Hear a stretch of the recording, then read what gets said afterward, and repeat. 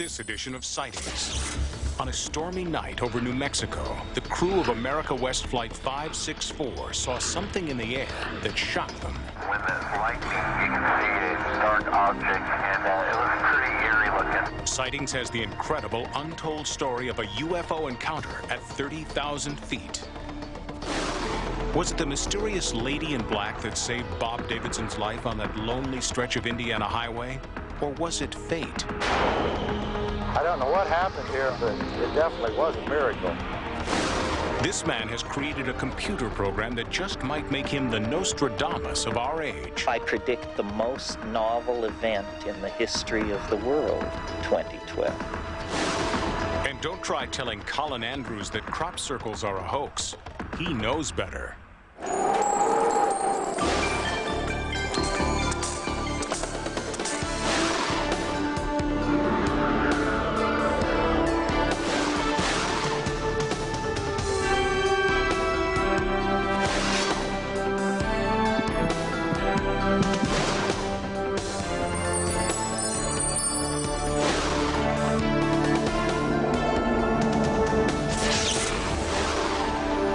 Welcome to Sightings. I'm Tim White.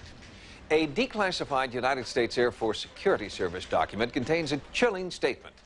It reads, quote, "Sometime in his career, each pilot can expect to encounter strange, unusual happenings, which will never be adequately or entirely explained by logic or subsequent investigation," unquote.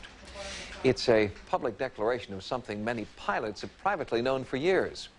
Even at 30,000 feet, there are UFOs.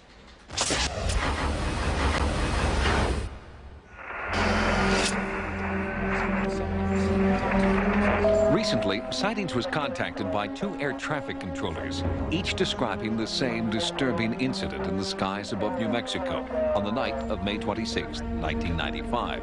Here is part of one of the controllers' message, as recorded on the Sightings hotline, electronically altered to protect the caller's identity.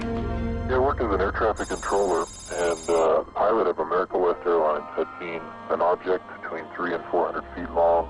Through the Freedom of Information Act, a Sightings investigative team has obtained the actual radio transmission between a flight control center in Albuquerque and an America West Boeing 757. Based on these transmissions, we've been able to recreate a startling encounter between a commercial aircraft loaded with passengers and an unknown craft 6 miles above the Earth. The voices are real. The words are not scripted. This is the actual transmission recorded at the moment the UFO was sighted. Yeah, off to our 3 o'clock. Get some strokes out there. Can you tell us what it is? But air traffic control cannot tell America West Flight 564 what it is.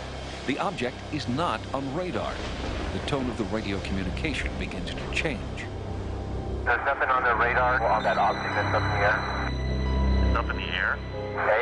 Affirmative. No, no one knows anything about it. What's the altitude about? I don't know, probably right around 30,000 or so, and the length is unbelievable. Albuquerque controllers contact the military for an earthbound explanation. Anna, go ahead. Hey, do you guys know if there was anything like a tethered balloon or anything released that should be above tie band? No, we haven't heard nothing about it. Okay. Guy at 39,000 says he sees something at 30,000 that the length is unbelievable and it has a strobe on it. Uh-huh. This is not good. Okay. What does that mean? I don't know. It's a UFO, so... He's right. It's right in time then. No, we haven't seen nothing like that. Okay, keep your eyes open. Foxtrot Kilo. Dr. Richard Haynes is an aerospace engineer and aviation expert. For the last 30 years, he's been conducting independent research on pilot sightings of UFOs. His collection of pilot reports is the largest in the world. Sightings provided Dr. Haynes with the America West transmissions for his analysis. In fact, where we initially spotted it was between the weather and us, and when there's lightning, you could see a dark object, and it was pretty eerie looking. Well, the pilot has just discussed the sighting again in a little more detail with air traffic control at Albuquerque. And he said that he saw a dark object because it was back illuminated. Basically, lightning in the cloud at some distance caused the object to be visible. He then said it looked eerie. 3 of us up here saw it. We have only Dr. Haynes's analysis of the event because all attempts to interview the America West crew were politely but firmly denied. There is no law that prohibits them from speaking out, at least not any written law. They don't encourage you reporting it, that's for sure. This man, a United Airlines pilot for 35 years, also had a UFO encounter at 30,000 feet. But it is only now that he is retired and anonymous that he's willing to describe his sighting. When it was ready to leave, it departed at a very high rate of speed, accelerating as it went, and disappeared off into the distance at speeds that I couldn't even estimate. The other crew members have never come forward. Alitalia pilot Graham Shepard is also familiar with the industry's code of silence. It is a commercial judgment that pilots shouldn't speak about this. Unfortunately, it's a fact of life that any UFO, alliance with a UFO sighting or anything unusual about a particular crew member will downgrade the potential of that airline to earn maximum profits. Despite the airline industry's efforts to silence its pilots, these transmission tapes speak for them. After the New Mexico controller's initial call to NORAD was laughed off, NORAD called back. We had someone call here earlier about a pilot spotting an unidentified flying object. Yep, that's us. Okay, well, hey, we're tracking a search-only track kind of where that might have happened. It's tracking about 390 knots. We've been tracking it for about 3-4 minutes now. I mean, to be going that fast, it's got to be up kind of high.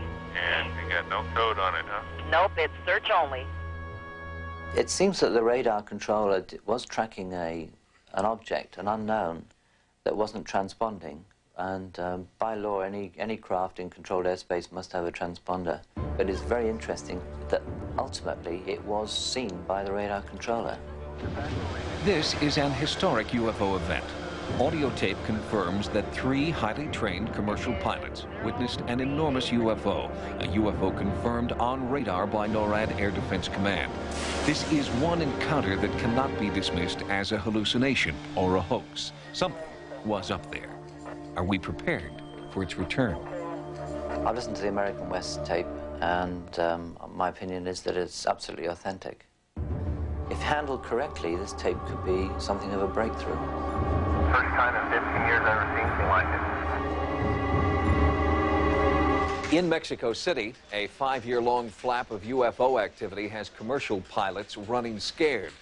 There have been several near misses. Under the auspices of the Mexican Aviation Union, the pilots have formed a coalition to demand a comprehensive, government-backed investigation into the Mexico City flap. Next, Stacy McCall. the night of her high school graduation, Stacy McCall and 2 friends disappeared. Sightings looks for answers.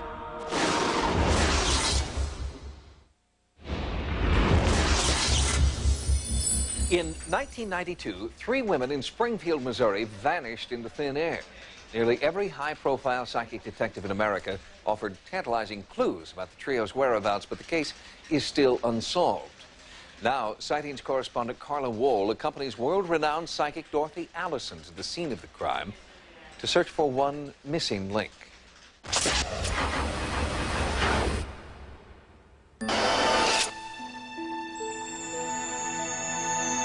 I would say Stacy is probably the most bubbly, full of life young woman I've ever known. She was known by her long hair. When people would say something about Stacy, they'd say something about her long hair. She is a daughter, a sister, a friend, a statistic.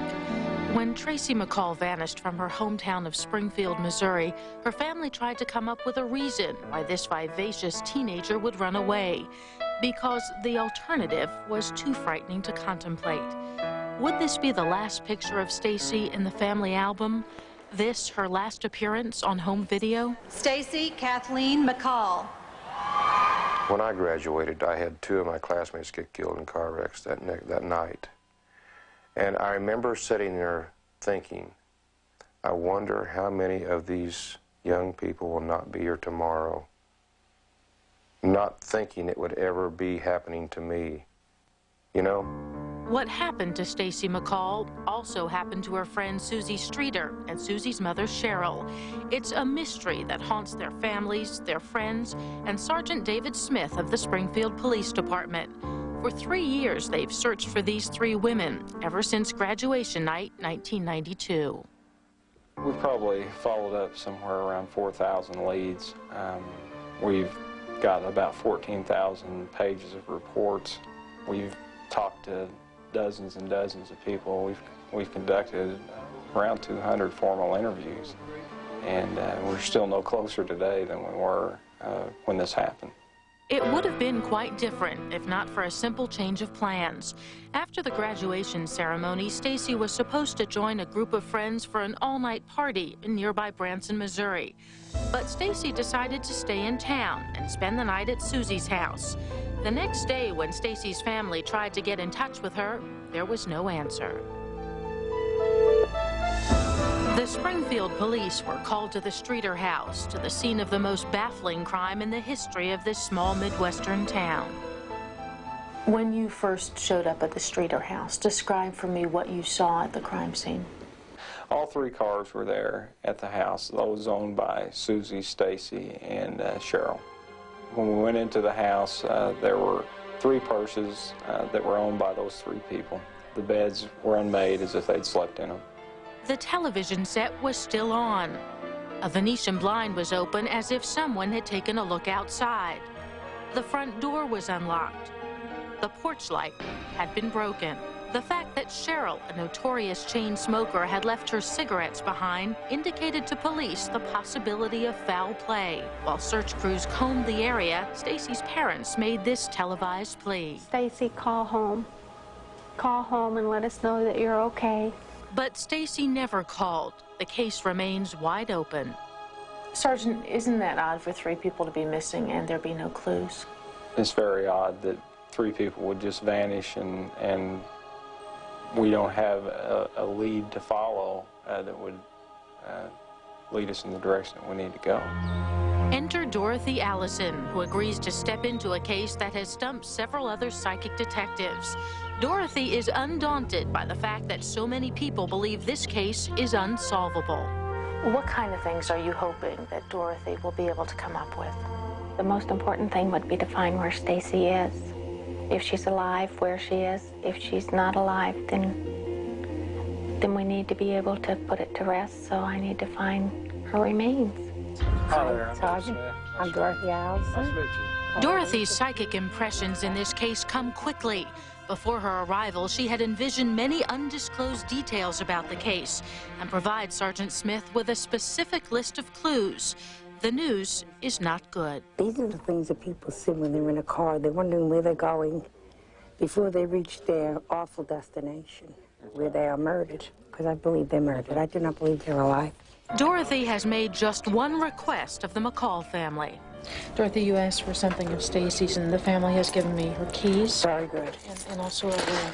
Okay, that's both good.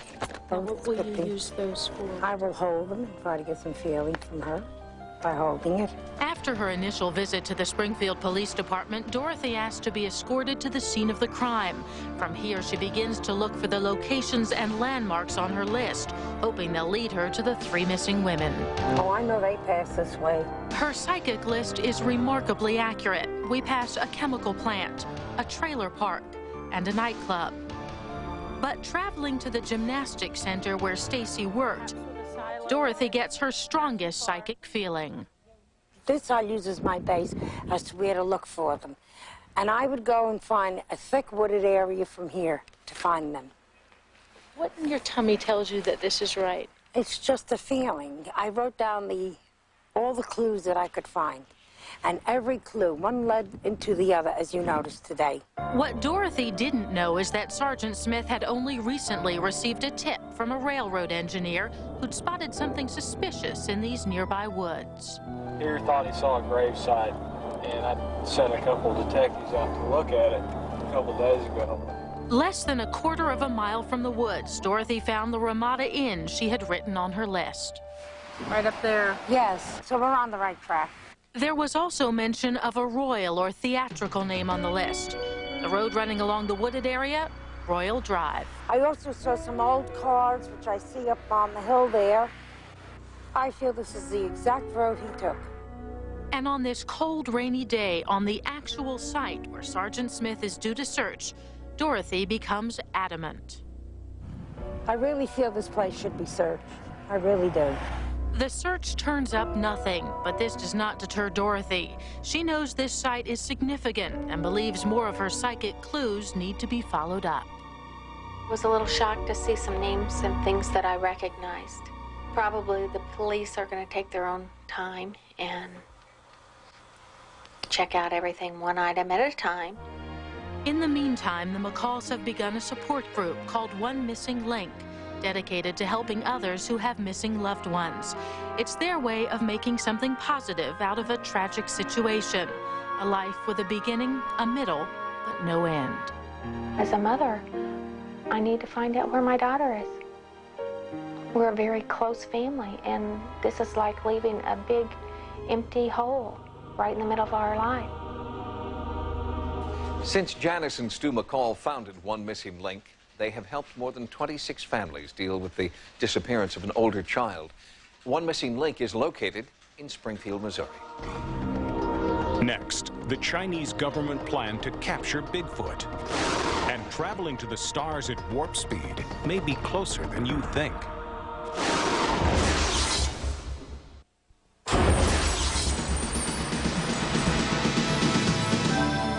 Here are some of the stories Sightings is following in the news. In China, Bigfoot has a bounty on his or her head. The Chinese government is offering $60,000 to the first person who can bring one in alive.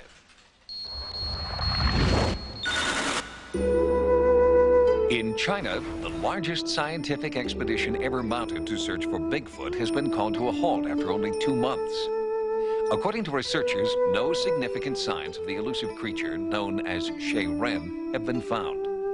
But the failure of the expedition has not lessened popular interest in finding Shay Ren. In the past 70 years, there have been more than 114 Shay Ren sightings by 360 eyewitnesses.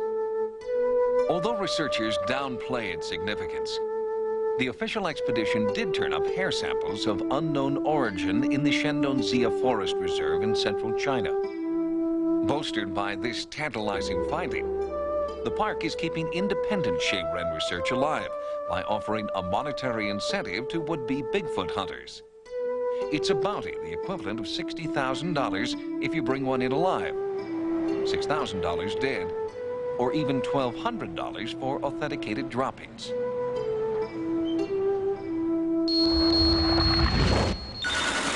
In California, at the Loma Linda University Medical Center, researchers have scientifically proven the curative power of laughter. Patients who were given a steady diet of comedy had a 20% increase in the number of natural killer cells in their bodies, cells that fight disease. Psychiatrist William Fry was part of the research team. Your heart rate, as soon as you start laughing, immediately increases. What happens then is your heart rate increases, the blood pressure goes up. And as a consequence, all the nutrients and the beneficial factors in the blood are distributed much more effectively to the rest of the body. The study also found that laughter can cut the level of stress-producing hormone by half and increase the level of immune system hormone, gamma interferon. And those are all important aspects of the healing process. You don't just get healed by a medicine. In other words, we're looking at laughter as a way of helping people heal themselves. The ongoing study confirms the age-old adage, laughter is the best medicine. And that is that humor is contagious, laughter is infectious, and both are good for your health. I'll sue you for this. Oh, superstitious, eh? In San Diego, the Interstellar Propulsion Society is a new organization of rocket scientists whose goal is inspired by science fiction to go where no man has gone before. Star Trek provides a wonderful inspirational image of how we might one day travel to stars. First, we have to answer the question, can we and how can we? Millis is an aerospace engineer who believes that future space transports must exceed the speed of light, and that in order to do so, they must have an entirely new system of propulsion.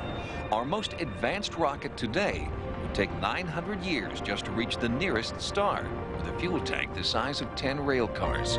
So we have to find some means of propulsion that requires no propellant whatsoever, presumably some coupling between gravity, electromagnetism, and space-time, so that you can push against the very structure of space-time itself instead of needing all that propellant. One propulsion theory holds that the speed of light barrier can be broken if space-time can be shortened to faster intervals, what most people know as warp speed. Millis hopes warp speed will be achieved in his lifetime. It would be foolish to say, let's never go. Man has always explored in some fashion, whether it's for monetary gain or for some reason, but nonetheless, we've always explored. So why stop at our heavens?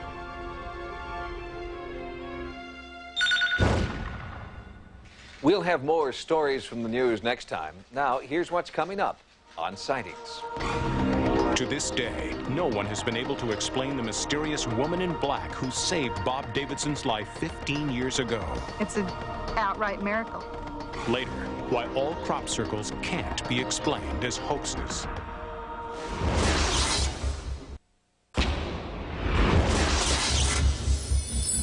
According to a recent Time magazine survey, more than 1 in 3 Americans admit that they have felt an angelic presence in their lives.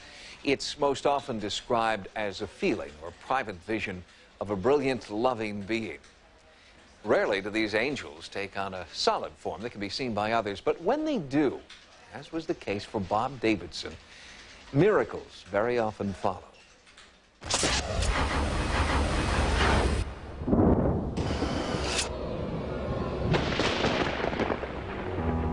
Bob Davidson is a quiet man, given to reflection about his life as a husband, a father, a volunteer firefighter, and the moment that transformed his life. I don't know what happened here on this stretch of highway 15 years ago, but it definitely was a miracle. In the late 70s, Bob Davidson was at a personal crossroads. His career was off the track. Bob's father died unexpectedly and left behind only memories and his old wristwatch. At the same time, Bob's relationship with his daughter, Dory, was crumbling. We didn't get along. A teenage daughter and a father, you know, we had our differences. Bob had lost sight of what he wanted and what was important. On June 28, 1980, Bob decided to take a break from it all. He took off on his motorcycle and left his hometown of Mansfield, Ohio behind. Being 7 months pregnant, for months I had had dreams that something happened to Dad. I had a feeling that Dad wasn't going to be there to see my baby born. In fact, Bob never did complete that ride. Near Indianapolis, a rainstorm forced Bob to pull off the road. When you're doing 60 miles an hour, a raindrop feels pretty stingy on your arms when it hits. Near the town of Acton, Indiana, Bob stopped to put on his rain gear. But the moment his foot hit the pavement, something horrible happened. Maybe it was that weird stuff, you gotta be at the right place at the right time, and I was supposed to get struck by lightning.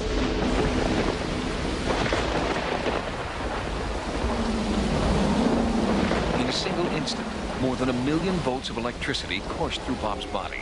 A passing trucker radioed for help. It was several minutes before paramedics arrived. I mean, when we got there, the man was gray. No sign of life whatsoever. The paramedics called for a medical helicopter, but it couldn't take off in the torrential downpour. Attempts at CPR were failing. When I got there and saw this man, where the lightning struck, it was actually smoldering. I mean, you can actually see it looked like steam coming out of the wound. The stem on his father's watch had welded to the case. His shoes had blown off his feet. Bob had no pulse. I think in the back of all firefighters' minds, you're saying a prayer. Randy Nybert believes what happened next could only have been the answer to his prayers. The ambulance was a practically new vehicle, had power failure. Now, I don't mean just the lights went out on the ambulance. I mean, the ambulance went completely dead. Out of the clear blue sky, a lady in black came in. She had a Bible in her hands. And I was in awe at this woman. The medics at the scene recalled that the woman seemed to be from another era. She insisted on touching Bob and the ground at the same time. That's when I said, you know, let her do what she has to do. Without even thinking about it, the words just came out of my mouth. The woman in black began pounding Bob's chest with her Bible and speaking in a language the paramedics didn't understand. The emergency team watched in silence as the rain poured down on them all. Even with the rain falling, everybody was soaked. She wasn't. She was not remotely wet. Then, the gray, limp body, the man with no pulse, began to show signs of life. She looked me right dead in the eyes and smiled. Not a word said. She stood up, walked around my sister, and walked away. As suddenly and inexplicably as she'd come, the woman in black was gone. But the legacy of her visit remained. It was almost like the sky was parting back. Everything was clearing up. It's weird. His blood pressure started coming back up. They got a pulse on him. Color started coming back into him. And no one knows where this lady came from or where she went to. It is truly a miracle. There's no other words to describe it. It's an outright miracle. But it would take more than one miracle to save Bob Davidson.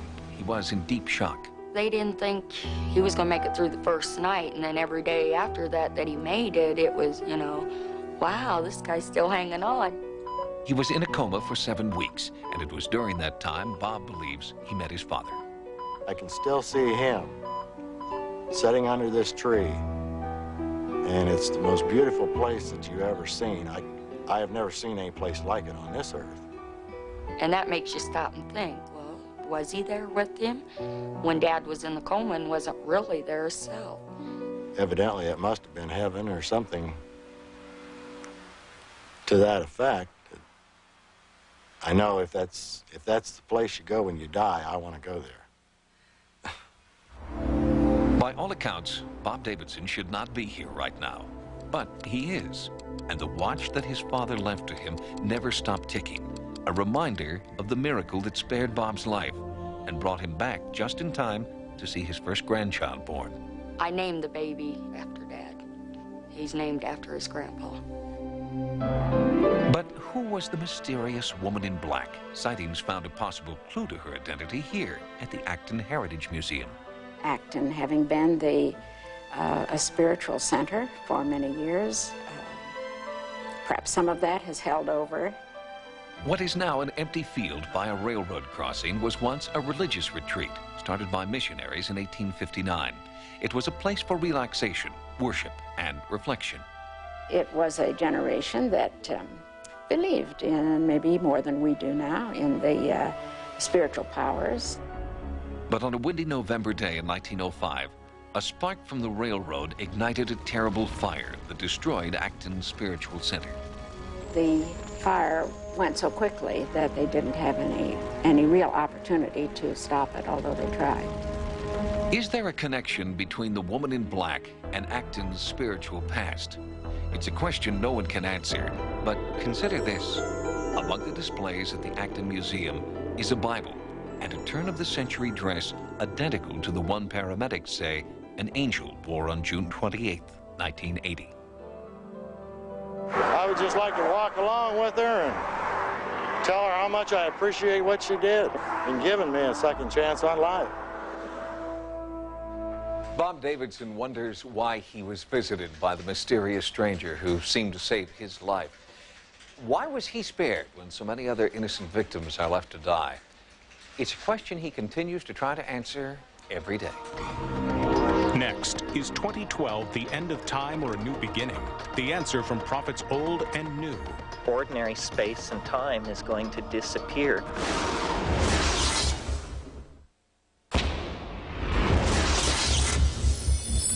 The mysterious 16th century prognosticator known as Nostradamus made several startlingly accurate predictions about the future. His revelations coincide with the equally accurate predictions of a little-known 12th century Catholic priest, Saint Malachi. Both futurists included in their writing suggestions of an apocalypse sometime near the year 2012.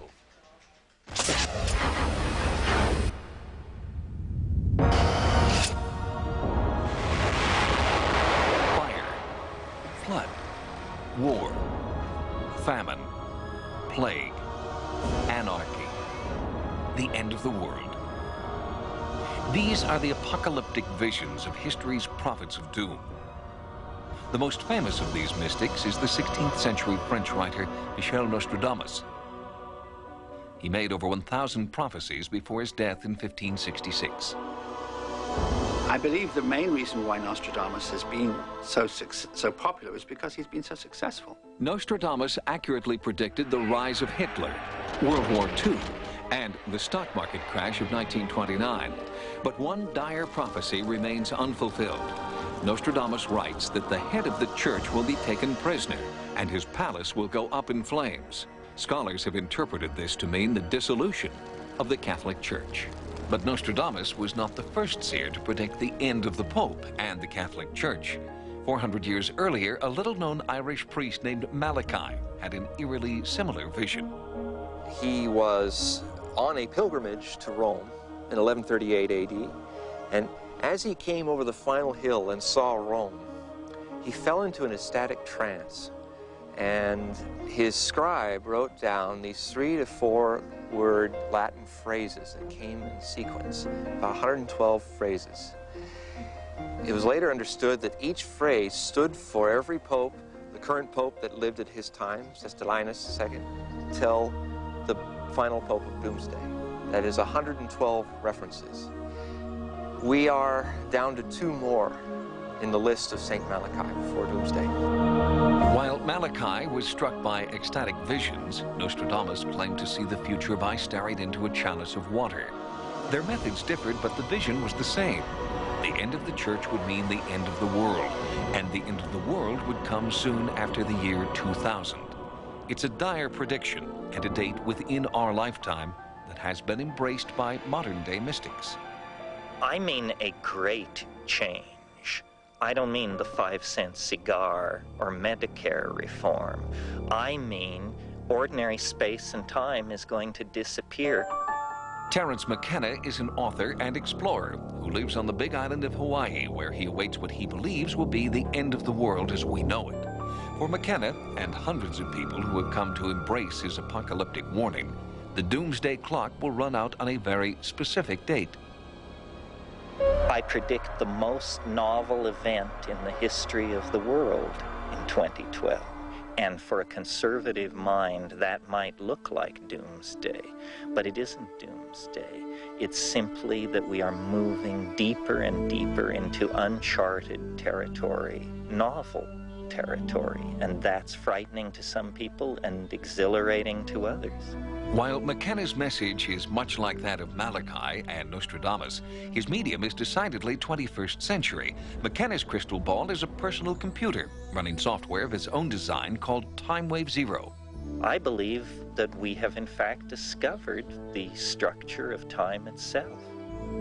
McKenna developed TimeWave Zero in 1970 after studying the ancient Chinese fortune-telling system known as the I Ching. And out of that came a mathematical algorithm that obviously wanted to be a calendar. And when I looked at it as a calendar, I saw that it described the ebb and flow of change in history. When McKenna placed the I Ching's pattern of peaks and valleys over the timeline of history, he made a startling discovery. When the I Ching system dipped, so did the fortunes of the planet.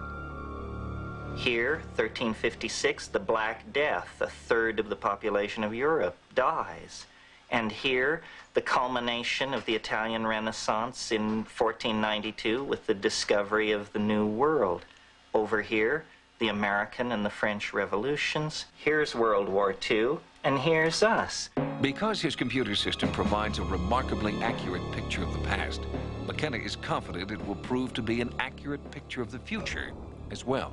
So the predictions of the past give us confidence that what it's saying about the future will also turn out to be true. On December 21st, 2012, the time wave dips off the chart and into infinity. McKenna does not know what would occur on that date, only that it will be the most significant point in human history. One of my guesses is that what we will discover in 2012 that will make this true is time travel. If technologies that could move through time were developed around that time, it would explain why the wave could no longer give a linear description of the unfolding of events, because the unfolding of events would go non-linear at that point. Nearly 500 years ago, Nostradamus predicted similar changes in the time-space continuum that would occur soon after the year 2000. He sees a change in mankind, a new humanity, a new culture that ultimately leads to the human race leaving the planet Earth. They're living in the planets of the constellations Cancer and Aquarius. So when you look up tonight at the sky and you see the stars of the Aquarius constellation, you're seeing the future of humanity. While many of his dire predictions have come true, Nostradamus never claimed his prophecies were irreversible. In fact, he once wrote, "The one who is reasonable can learn from my prophecies how to find the right path." Next, if you think crop circles are fakes, listen to this man. We have seen a whole new family, a whole new range of complexity of the patterns themselves.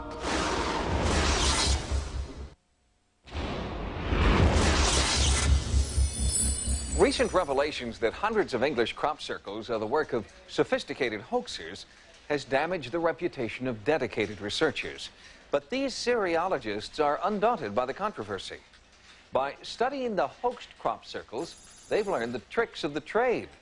The fakes, they say, have made it easier for them to separate the wheat from the chaff. I think hoaxers have taught us all a lesson. They have shown that you can back-engineer many of the features, but you cannot back-engineer all of them. Crop circle researcher Colin Andrews is one of just a handful of full-time investigators determined to discover the source of these beautiful, enigmatic patterns appearing in crop fields from England to Australia. We have looked at the techniques employed by hoaxers. We have, in fact, hoaxed them ourselves. But what happens every time, of course, is that there is evidence that you've been there. With the genuine phenomena, the fingerprint of the spiral, that is the number of revolutions the spirals take from the center of the vortex to completion at the circumference, is also different. And the plants are changed at the cellular, anatomical level. This is a field of oilseed rape. It's a very brittle plant. By the lightest touch of the finger, you'll see the bruising that occurs on this. I've removed the hue from the plant, and the damage is evident for everybody to see. Well, if that plant, being in the upright position, as the thousands of them are in this field, received the energy of the crop circle constructor, whoever or whatever that is, this is what would happen. I mean, here's the plant being bent over beyond 45 degrees, down to the horizontal, and snap. We would immediately establish that a circle has been hoaxed by the fact that the plants will knuckle or snap off, just like carrots or celery. In the genuine phenomena, they bend over evenly, they're undamaged, and it is as if a steaming effect has occurred. Andrews, an electrical engineer by trade, first became interested in the crop circle phenomenon in 1983. He was driving to work one morning when a strange pattern in a wheat field caught his eye. I saw 5 circles forming a cross in a field below me, and it was absolutely fascinating. I'd not seen or heard anything like this before. The engineer in me was calling already what actually formed this. Although crop circles have been sighted worldwide, more than 90% of the world's total have been found in southern England, within 40 miles of this circle, Stonehenge. Earlier this year, Sightings provided Colin Andrews with a high-8 camera to keep an ongoing record of new crop circle activity occurring in this region. This is pretty much a typical day in the life of a crop circle researcher, responding to calls from farmers, police, that a circle has been discovered in a field. It certainly starts at the first thing in the morning, responding to those calls and to get up in the aircraft, looking for the patterns wherever they might be. John, where I think we would certainly like to get is north of Andover. This year is only the second year in 12 years that has seen a downward curve. but an increase in complexity of the patterns themselves. We have seen a whole new family, a whole new range of patterns. Many of them resemble galaxies, a series of circles and rings, rotating as if they are circumventing a central feature.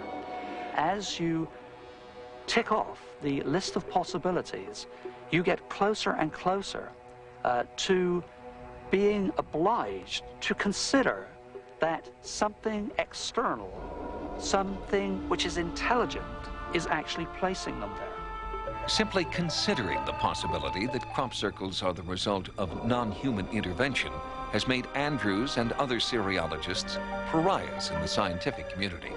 I think some of the media have put a funny tag on the subject, and the fact that I am now publicly saying that I believe there is intelligence involved here has, I think, further distanced my professional colleagues from me. So it is very much a lonely life out here. And while Andrews could once count on farmers for free access to their fields, now the farmers have had a change of heart. This year, the National Farmers Union in Great Britain have offered £1,000 for information leading to the very first arrest of those people who are making some of these crop circles. So the attitude certainly has firmed up. A number of farmers have become really actually quite aggressive and have now refused entry to many of the researchers like myself to actually conduct any work whatsoever on their land. Despite irate farmers, mischievous hoaxers, and a skeptical public, Colin Andrews perseveres because he believes the answer to the crop circle mystery is within his grasp. The research, I think, is reaching its final stages. We do have evidence that a phenomena exists. We have some idea as to whereabouts in the electromagnetic spectrum the energy is coming from. I think what we are left with now is to put into position at the primary places we now know they're going to arrive a very, very sophisticated surveillance operation. And we have to record on high-quality, television quality footage the crop circle makers. The serious study of crop circles is a classic catch-22. To prove that some crop circles are formed by supernatural forces, researchers like Colin Andrews need scientists to conduct controlled studies. But scientists won't do these studies until it's proven that the crop circle phenomenon is not a hoax. If you've had a paranormal experience, please write to us at Sightings. Sightings can also be contacted at America Online at keyword Sightings. At the Sightings Forum, download images, sounds, and QuickTime clips. Also, join us daily in our chat room, live on AOL. Until next time, remember, no mystery is closed to an open mind. For Sightings, I'm Tim White. Next on Sci-Fi, Dark Shadows. Are we dealing with an epidemic? A bold experiment. We recombine termite and mantid DNA to create a biological counteragent. Becomes a deadly mistake. They were designed to die. They are breeding. But how do you destroy it? When you've created it. Mira Sorvino. Mimic. Tomorrow at 7 p.m. on Sci-Fi.